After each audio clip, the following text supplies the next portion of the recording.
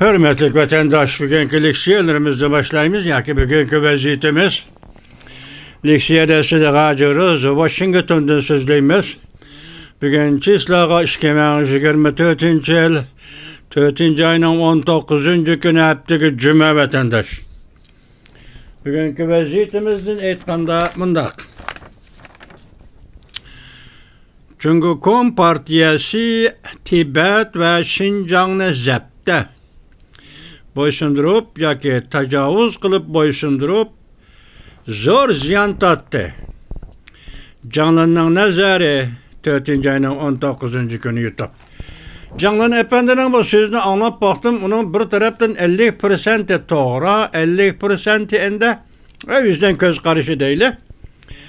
Jonlan efendi deydi ki asaslığı iqtisad işleri qo'yibdi bunu. Mesela Tibet'te hazır Tibet'ning bütün xejleydiğini, yeydiğini, işlediğini işkiri ülkelerde hükümetke başlap şurduğun xalqның pulunu xejlep oturdu Tibet deydi. Tibet'te başka kirim çıkım degen narsani hükümet bekar kıldı mı? Ve yoki iqtisadi ahvali şundaq mı? Qurulmaydı. Hamma pul işkiri Xitoydan kelayotgan pulni xejlep oturdu Tibet deydi.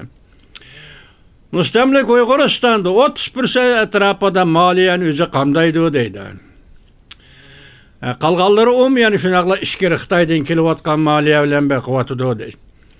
Bunun sırtida yaman yeri bu pulning xejlenişi deydi. Mesela Xitoy Kom Partiyasi hozir har bir Uyg'urni jinoyatchi deb qaradı. Uyg'urni boysundurman deb urindi. Uyg'urni yo'qtiman deb tavakkalchilik qildi ve qarni niyatini oshkorladi. Mushunda sabablar tufayli turmaga, lagerga, soqchiga, hukumatga, deloga ve bunun ishlanayotgan, xejlanayotgan pulning haddi hisobi yo'q deydi. Amaliyotda pul masalasi kelganda vatandoshim, men sizlarga aytayki, merhum Uyg'urning inqilobchi vatanparvar arboblardan biri Yusufbek Muxlisov 1997 yili Amerikaga kelganda shundoq degan edi. Şu güngacha hisoblaganda 1949 yıldan başlap şu güngacha hisoblaganda Xitoydan haqsiz Uyg'uristondan Xitoyga haqsiz elib ketilgan pul 33 trilyon dollar degan edi. Maddi buyumlarını elip ketiş, yer üstü yer baylıklarını elip ketiş hesapsız. Hak vermey elip ketiş, üzünün gidek. Bulan talan kılıp elip ketiş bilen müstemlike Uyg'uristondan işkiri Xitoyga elip ketilgan pul 33 trilyon dollar degan. 97 bilen bugün 2024 aralıkta qo'shayli taxminan 40 trilyon dollar pul. Hazırgacha 70 yıl mabeyinde taxminan 40 trilyon dollar pul vatandan mustamlika Uyg'urdan mustamlika vatandan Xitoyga elib ketilgan pul. Ko'k deyza.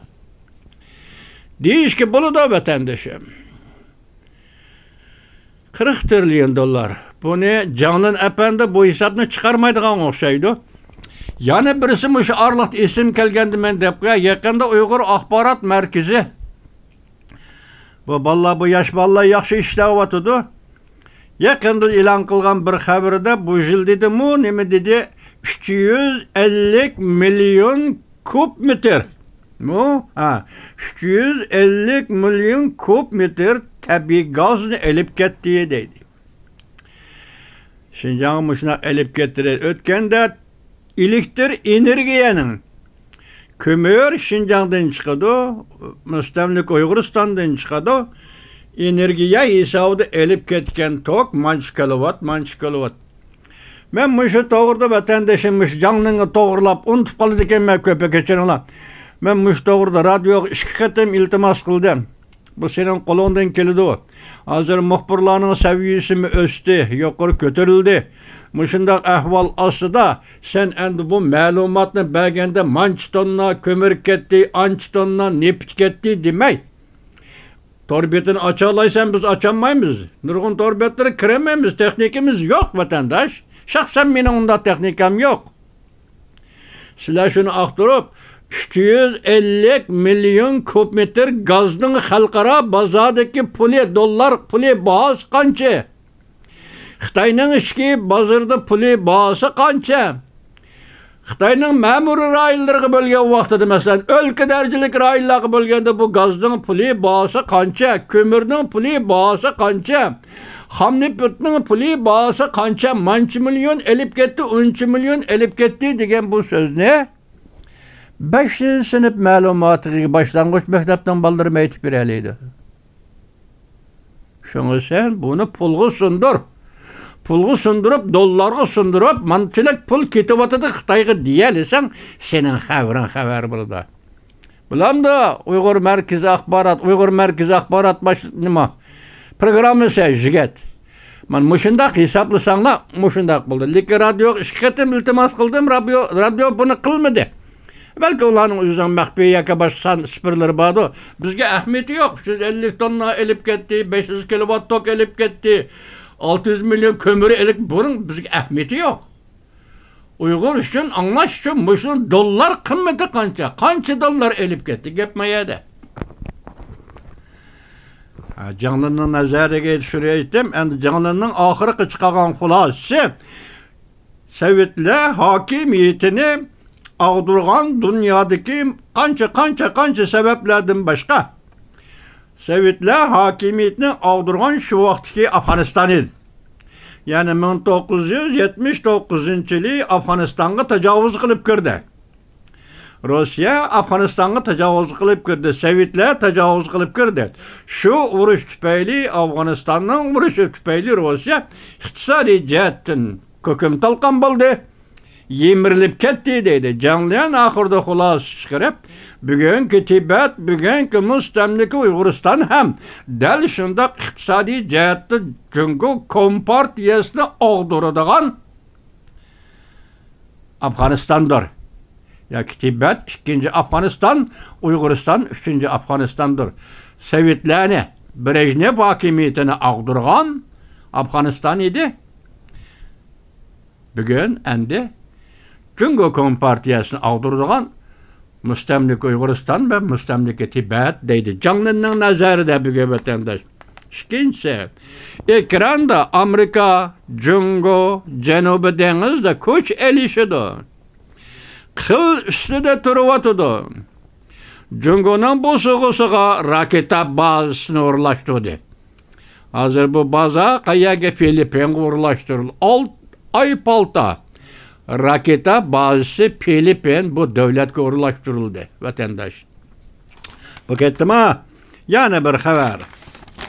Şinjin şehrede öy bazı gumran buldu. Şanghay, Beijing şehirleri en ahırkı nefsini elevatıdı. Jungo'da milyonluğun puldarla bayla katlımı tuyuksuz kayıp oldu. Bana bu dehşet haber vatandaş. Su şahı 4. ayının 19. günü yuttu. Puldarla bayla tuyuksuz gayip oldu. 20. asırının 30. 40. yıllarda sabık Sovetler Stalin Şingsesegi ügütüp müstemlika Uyg'uristonda baylarni qirg'in qilish, baylarni bulang-talang qilish. Şingsesey baylarni tutib, Uyg'ur baylarini o'ltirib, oxirgi hisobda Şinjan tarixiy materiallari degan Depterdi yoki siyosiy kengashning nashr afkorida shu vaqtda Şingsesey 28 barrel Xitoycha to'ng deydi-ku, 28 barrelda altınni Uyg'urlarning qo'ldan tortib elib ketgan. O altın oxir Tayvanga berib to'xtadi vatandosh. Bu ketdimi? Bugun siz radioni eshib qarab beqqan Erkin Osiyo Uyg'ur bölümünü. Bugün Uyg'urlarning bütün zemini, territoriyasi. Men o'tgan dedim-ku, bir qatim xatolashib ketgan, keyin tuzatdim-ku vatandoshim. Uyg'urning yer maydoni 1.960.000 kvadrat kilometr. O'tgan yil 12 ayning 1 kuni radioda berilgan xabarni qo'yib turing. Xaritali xabar. Şinjan xaritasi Müstemlik Uyg'uriston xaritasi shu vaqt men sizlarga dedim, Qaraqaga qo'ngandak bir burjak, bir tashliq, bir sayliq, bir teklimakam, bir bulung burjak qolmagan gap. Hozir butun dunyoning tekshiruvchilari, qidirib tekshiruvchilari, yer osti kon boyligini ochquchilari, nefit va oltin nima konlarini ochquchilari Qaraqadak qo'ngan gap. Buni ayrim tahlil qilamiz, vatandosh. Qaraqadak qo'ngan gap. Hozir Uyg'uristonda butun dunyo tunugungi xabarda gapda bizni tas qapti muntilib qolgan. 27 ming shirkat me'ata qayta san qarayma. İsimde qilishi bo'yicha aytdim, rasmiy bo'lsa xatolashdim bilmadim. Dunyoda hozir 27 ming shirkat Uyg'uristondan oltin konidan chiqqan oltin pulni dunyoda xarjlayotdi. Dostum, Uyg'urim, sen biz $1 harvulab yaşayotimiz. $1. Xudo sana bergen makan idi, Xudo sana bergen vatan idi. Uyghur, sen biz bugün $1 harvulab yaşayotimiz. 27 ming şirket, dünyaviy şirket hazır Uyg'uristondan oltin ne? Elep hazır xalqaro bozorda xarjlayotdi. Saqlab oldim, Xudo xolasa tugün, onu tahlil qilamiz. Bunu tahlil qilganda atrofli o'zimizning hozir siyosiy faoliyati deganga selishtirib tadqiq qilamiz vatandosh. Bilamda bu unda ketdimi? Endi hozir mayada qarab turing, Jungoda milyonlagan baylar qatlimi, puldarlar qatlimi g'oyib bo'ldi. Şu vaqt ishonsa Uyg'urlarni o'ltirib, Uyg'urlarning pul besatini ashundaq bo'lgan edi vatandosh. Bugün endi bu milyonlagan degende Uyg'uristonda bu milyonlagan baylar chiqmaydi, unda bay bo'lish ruxsat qilmaydi Xitoy. Azroq pul topgan savdogarlarni 17-yili tutqun qilganda birinchi bo'lib boshlarni qo'lga oldi. Men biladigan Uyg'urning savdogar yoshlarining birisi yo'q, hammasi turmada.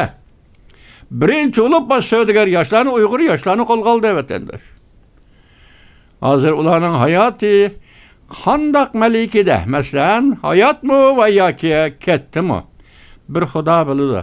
Endi u qoldimi? 17-yil bugun 6-7 yil o'tgandan keyin Xitoy bu siyosatni o'zining mamlakatiga, o'zining xalqiga ishiltib, hozir Sushavxo nima deydi? Milyonlagan puldorlar ya kapitalistlar, baylar qatlimi Jungo jamiyatida g'oyib bo'ldi. Yani bunun sebebi nima ekan vatandoshim bilamsiz ha? Hozir Sichuan o'lkasida tuyuqsizlar gaz turuba, gaz keladigan turuba va gazning bahosini tuyuqsiz o'stirib o'tgan gap. Hozir bu xabar torbiyatlarini qaplab kelib tuyuqsiz o'stirib o'tgan gap. Bu gazlardan keldi. Mustamlik Uyg'uristondan demamsiz ha? Mustamlik Uyg'uristondan haqsiz keldi. Xitoy ishkir o'lkildirdi buni pulga sotadi. Sichuanda bu baho tuyuqsiz o'zlab ketib, o'rlab ketib, hozir Sichuan xalqi degan taraxturi qolib ketdi. Mush emasdi gaz. Nima ish qilgan endi buningda Jungo Kompartiyasiga pul kerak bo'ldi degan. Pul lozim bo'lib qoldi Jungo Kompartiyasiga degan gap vatandosh. Bugungi vaziyat sizlarga so'zlaydigan vaziyat mana shu. Ondan keyin sizlarga so'zlaydigan endi leksiyamiz nima desangiz, leksiyamiz bunda. İsrailiya İran'a hücum qo'zg'adi. Mavzuli xabar 4-oyning 18-kuni Amerika ovozining Xitoy tili programmasi e'lon qilindi. Xabar mundaq boshlandi. Amerika radio shirkati axborot ABC 4-oyning 18-kuni payshanba yuqori darajalik bir nafar Amerika amaldorining so'zlaridan naql keltirib bunday ko'rsatdi. İsrailiya raketalari İran'da bir nishonga berib tegdi. O'lim yetim to'g'risida hozirgacha xabar yo'q. 5 kun burun İran İsrailiyaga zo'r ko'lamda raketa hujumi qo'zg'agan edi. Sebep neticini keltirib chiqirdi. Netice yana sebepga aylanib falsafa kategoriyada vatandosh. Sen İran o'zing hujum qilding. İsrailiyaga yana birinchi bo'lib, ko'rdingmi? Evvel Hamas hücum qildi, İsrailiyaga birinchi bo'lib ko'rdingmi? Jahon oldida birinchi bo'lib sen bu saballikda xatoni qilgan ekansan. Kishilar sen javob qaytardi, o'ch oladi. Hozir bir sabab İsrail İran'a hücum qilganligini tuvan maqomda tutib o'tadi. İran ham shunday tuvan maqomda tutib o'tadi. Buni davron qilmadi degan gap. Shuningdan qaraganda İsrailga to'xtab qolamdi yoki İranning yana qayta İsrailyadan o'ch olish niyati yo'q deganlikmi? Bu vaziyatni oldimizda ko'ramiz vatandosh. Demak İsrailya hozir İran'a hücum qildi degan gap. Ukrayna armiyasi 4-ayning 17-kuni Krimiyaga hücum qildi. Rossiya armiyasi Ozarbayjondan chekinib chiqdi. Amerika Qo'shma Shtatlar Tayvan bilan diplomatik munosabat o'rnatamdi. Yaqin masalalar to'g'ri 4-ayning 19-juma. Bu yerda Amerika Qo'shma Shtatlari Tayvan bilan diplomatik munosabat o'rnatamdi. Mushunda 3 qatim 4 qatim takrorlanib qoldi vatandosh. Demak bu yerda bir natijaning oldimizga keladiganligini umid qilib kutib tursak bo'lamdi yo qanday? Endi Ukrayna armiyasi Krimiyaga hücum qildi degan bu necha haftadan 1-2 tunji qatimliq hücum bo'lsa kerak Ukraynaning. Endi Rossiya armiyasi Ozarbayjondan chekinib chiqdi. Ozarbayjonda Qoraqalpog'iston majrosi Ozarbayjon xalqi bilan o'ttirliq o'tgan yillarda urush bo'ldi. Urush to'xtagandek bo'ldi. Shu vaqtlarda Rossiya armiyasi tinchlik saqlash qismlari bo'lib, shu hisobda Ozarbayjonga kirgan ekan vatandosh. Bugun Ozarbayjon tunugunlardan tuyuqsizda Rossiya armiyasining chekinishini talab qildi. Bugundan boshlab Rossiya armiyasi Ozarbayjonda chekinishga boshladi. Bunda ham gap bo'ldikana. Ozarbayjon chekindi bir og'iz gap qilsa, Rossiya armiyasi Ozarbayjonda shu kunli chekinidikana. Bunda gap bo'ldikana. Buning farqi nima desangiz, bir gap odamlar o'rtasida bo'lib o'tadi. Rossiya, Ozarbayjon bu odamlar o'rtasida bo'lib o'tadi.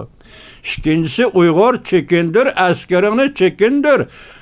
Saqchilaringni chekindir, barliq mustamlika apparatini chekindir. 70 yildan bir Uyg'ur so'zlab o'tadi. Rodopay. Rodopay millatga yoki Rodopay hukmron millatga chari yo'q. Uning chorisi faqat bir yo'l. Tushundingizmi? Faqat bir yo'l.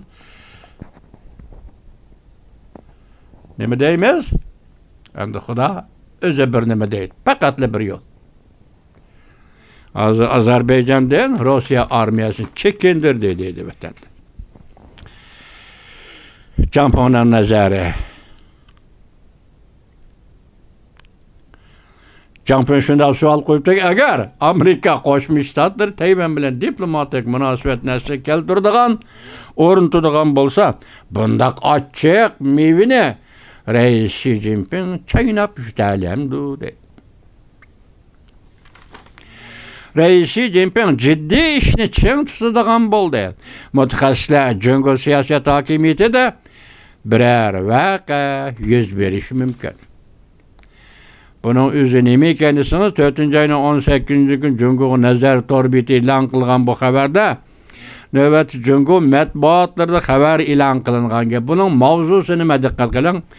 Davlat bexatarligi xalq oldingi sepini mustahkamlab Xi Jinping bu ishni ching tutishni talab qildi. Hozir navbati Jungoda bo'lib o'tgan eng muhim siyosat davlat bexatarligi. Yuqoridan tuvangacha chaqiriq, yuqoridan tuvangacha harakat. Bu davlat bexatarligi sening davlatingning ahvoli taraqqiy qilib mushu kunga keldimi va yoki bugun sen shu gapni o'ttirg'i chiqargan kundan boshlab davlatingda bir xil o'zgarish bo'lamdi qandoq? Zarbi xarakterlik yoki shiddatlik bir siyosiy voqeaning o'ttirg'i tushishi mumkinmi? Agar bunday mumkinlik bo'lmasa, nemishqa davlat ichida hozir bexatarlikni ta'kidlaydigan bo'lib qolding ha?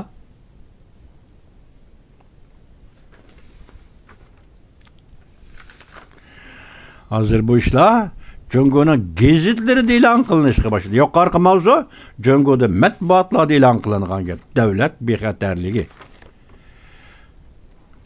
Anda yana birisi, endi buni biz qattiq siyosat deymiz-da, vatandosh. Cheklimisiz importga qilish qonun loyihasi. Yoki 180 kun ichida Rossiyadan chekinib chiqish yoki importga qilishga uchrash. Mavzuli xabar 4-oyning 18-kuni Vanvit orbiti e'lon qilindi. Xabar mundaq boshlandi. 19-kuni Amerika Qo'shma Shtatlari Avam palatasidan ayrilishdan burun Cungo'ga qat'iy qarshi turib kelgan Mike Gallagher Cungo'ga qaratilgan qonun loyiha tuzishga yana bir qatim qatnashdi. Amerika Qo'shma Shtatlari Davlat Majlisi a'zolari bir turli qonun loyiha, ya'ni cheklimisiz qonun loyiha, no limitless action deydi ekan buni. Cheklimisiz qonun loyiha, no limitless action deydi. Amerika Qo'shma Shtatlari hukumati harbiy sanoat shirkati deb to'nigan, diqqati, na kelyapti gap, vatandosh diqqat qiling. Amerika Qo'shma Shtatlari hukumati harbiy sanoat shirkati deb to'nigan Jungo harbiy ishlar shirkati 180 kun ichida Rossiya bozoridan chekinib chiqmaydi ekan. Yani üstelep Rossiyaga moddiy buyumlar bilan yordam berdi ekan. Undaqda butunlay qamal qilish va importga qilishga bo'ladi. Hozir banklar munosabati, pul munosabati, do'stlik munosabati, cheksizlik munosabati, ittifoqdoshlik munosabati hammasi tugadi. Ne keldi? Gap harbiy ishlar keldi. Demak, bu shirkatlar Rossiyaning harbiy ishlar sanoatiga yordam berayotgan shirkatlar bo'lib chiqdi. Onun qo'yilgan shart, bu qurug'ning qo'yilgan shart, musha qonun loyihada muhlat 180 kun. Chiqmaydi ekansan, importini kutib ol.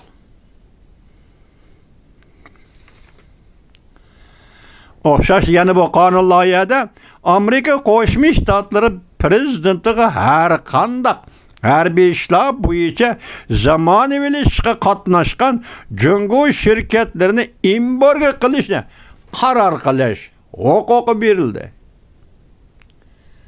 Mush qonun loyiha orqali prezident Joe Bidenga berilgan huquq qaror qilasiz, importga qilasiz, yuqorqi shartlar bo'yicha 180 kun ichida Jungo'ning harbiy ishlarga munosabatli shirkatlari Rossiyadan chekinib chiqish kerak.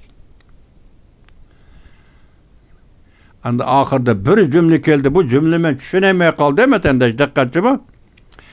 Xabarda mundaq ko'rsatildi. Navbatda Amerika ma'muriy doiralarining harbiy ishlarni zamonaviylashtiriishga qatnashgan Jungo shirkatlarini cheklash huquqi chekdik. Sababi buningda qisman vazifalar kishilik huquq bilan munosabatli. Qaltis gap qilib buni tagini tushunamadim vatandosh. Kishilik huquq bilan munosabatli harbiy ishlar shirkatlarini cheklashda Amerikani cheklik kuchga ega. Chunki bu kishilik huquq bilan munosabatli. Kishilik huquqi munosabatli bo'lsa Amerika Qo'shma Shtatlari buni butunlay cheklashi kerak edi ya. Mike Gallagherni bilasizlar vatandoshim, Jungo nima Davlat Majlisi Amerika Qo'shma Shtatlari Avam palatasi Jungo Amerika Raqobat komiteti, favqulodda komitetining boshlig'i edi. Bu kishi bugun 19-kuni, bugun 4-oyning 19-kuni pensiyaga chiqdimi yoki xizmatdan ayrildi. Davlat Majlisidan ayrildi. Avam palatasidan ayrildi. Mushiningdan bir kun burun tunigundan boshlab bu qonun loyihani tuzishga qatnashdi. Jungo bilan Rossiyaning cheksiz sheriklik munosabati badal to'laydigan vaqt keldi. Bu Mike Gallagherning so'zi. Bu Bu cheksiz münasebeti Rusya bilen Cumhurbaşkanı cheksiz münasebeti 2022 yıl 2. ayının 24. günü Prezident Vladimir Putin Beijing'e kelip Reis Xi Jinping bilen görüşkende ve ilan kılgan koşma bayanatda aşındaqtılık edilen iki devletlerin münasebet cheksiz münasebet çekti mi yok. Endi hazır Mike Gallagher nime deydi? Endilikte Cumhur bilen Rusya'nın cheksiz şeriklik münasebeti bedel төлeydiği vaqt yetip geldi. Buna qaltis gap deymiz vatandaş. Bedel төлeydiğen vaqt yetip geldi. Bu kanun loyihani tuzishga qatnashgan Cumhuriyetçiler Partisi mansubları Jared Golden, Avam Palata a'zosi, yana Cumhuriyetçiler Partisi mansubi John Mollier. John Mollier. Hazırmış John Mollier bu kişi Mike Gallagher'ın ornuğa Avam Palata başlığı Mike Johnson tarafından belgelendi. Şu John Mollier azı yukarı komiteye belgelendi. Anandayken bu kanun loyihani tuzishga qatnashgan Kaliforniya shtat Demokratlar Partisi mansubi Jamie Panetta mush kishilar tarafidan o'ttirib qo'yildi. Qaysi vaqt tuniga nimdidoq Amerika Qo'shma Shtatlar Davlat ishlar kotibi 23. kuni Beijingga ziyoratga bordi. Kanun loyiha 16. kuni ma'qullandi. Aqma anda hazır muşu xabarda mush tonushtirishi nima dedi bu qatam Davlat ishlar kotibi Antony Blinken Beijingda mushu shirkatning masalasini yoki harbiy ishlar shirkatining masalasini, Rossiyadan chekinishi masalasini va boshqa masalalarni qatori holda Cumhur hukumatining oldiga qo'ydi deb ko'rsatildi xabarda vatandosh.